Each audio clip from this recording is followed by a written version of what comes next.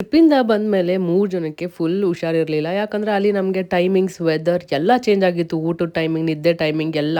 So ಇಲ್ಲಿ ಬಂದು adjust ಆಗಕ್ಕೆ ನಮಗೆ 3ರಿಂದ 4 ದಿನ ಬೇಕಾಯಿತು.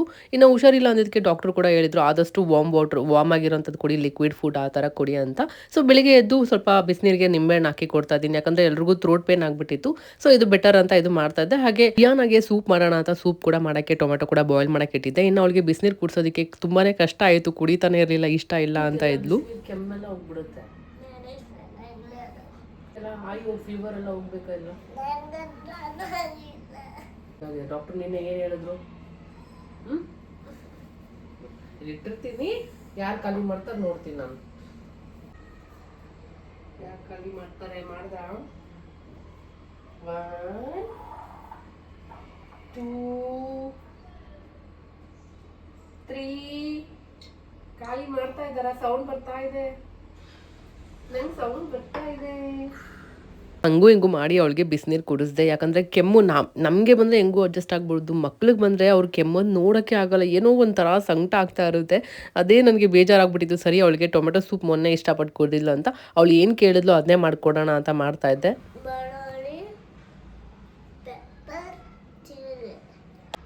ಏನಿದು?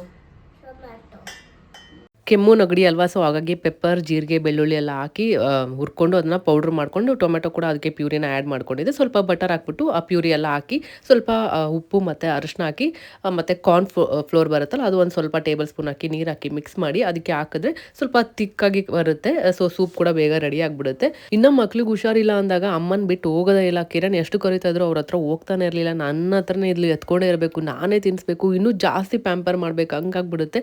ಇವಾಗ ಆ ಟೈಮಲ್ಲಿ ನನಗೂ ಹುಷಾರಿಲ್ಲ ಅಂದಾಗ ಏನೂ ಮಾಡೋಕ್ಕಾಗಲ್ಲ, ಮಕ್ಕಳಿಗೆ ಜಾಸ್ತಿ ನಮ್ಮ ಟೈಮ್ ಕೊಡಬೇಕಾಗುತ್ತೆ. ಸೊ ಹಾಗಾಗಿ ಅವಳಷ್ಟು ನಾನೇ ತಿನ್ನಿಸ್ತಾ ಇದ್ದೆ, ನಾನೇ ಎತ್ಕೊಂಡು ಜಾಸ್ತಿ ಇರ್ತಿದ್ದೆ. ಸೊ ಅವ್ರಿಗೂ ನಮ್ಮ ಟೈಮ್ ಕೊಟ್ಟರೆ ಅವ್ರಿಗೂ ಬೇಗ ರಿಕವರ್ ಆಗ್ತಾರೆ, ಅವರು ಕೂಡ ತುಂಬ ಖುಷಿಯಾಗಿರ್ತಾರೆ. ಸೊ ಹಾಗಾಗಿ ಇನ್ನು ಸೂಪ್ ಎಲ್ಲ ಕುಡ್ತಾ ಆದಮೇಲೆ ಅವಳಿಗೆ ಹನಿ ಬೇಕು ಅಂತ ಕೇಳಿದ್ಲು. ಸೊ ಹನಿ ಕೊಟ್ಟರೆ ಸ್ವಲ್ಪ ಗಂಟಲು ಸ್ವಲ್ಪ ಕ್ಲಿಯರ್ ಆಗುತ್ತೆ ಅಂತ ಕೊಟ್ಟೆ.